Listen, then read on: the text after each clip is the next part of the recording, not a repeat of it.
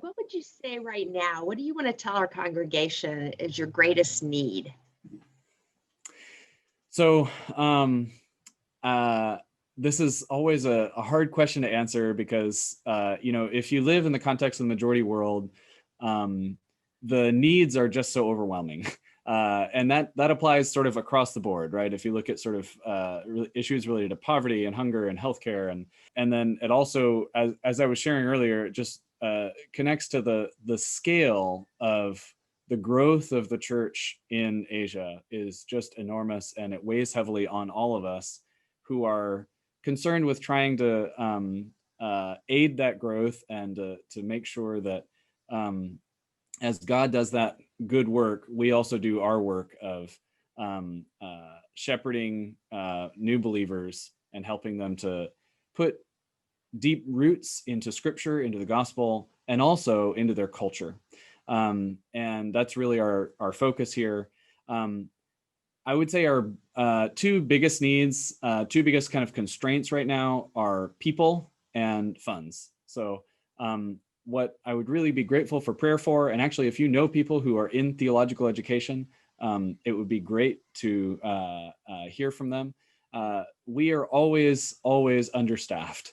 And the circle of people who can teach at the graduate level in a program like this, it's not a huge circle. So we're always looking for people who feel called and recognize there is a great need outside of North America, and who see in our context here a kind of launch pad for reaching all of Asia. So pray that the Lord will send more people, more professors, whether that's, ideally we would love people who can move here, whenever that happens again, and really be in residence and working full time here. But even people who can help in part-time or smaller ways is actually really important as well. And then funding is just always a reality. We are able to offer the education at IGSL for a really affordable rates because all the professors are not paid salaries. Their salaries are paid by churches and other donors. And so that's part of what allows this whole engine to keep running. And then as we expand in terms of actually, we have more students now than we've ever had because we're accommodating more who couldn't be in our formal programs before. There are things like library subscriptions, just the IT side of things is expensive.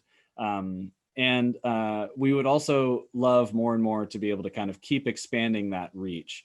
And so as funds are donated, we're able to do that. And in particular, that I think a really natural way to do that is through scholarship funding. That helps students. It also helps fund the kind of operational side of things indirectly. So that's what I would say our biggest needs are. Great.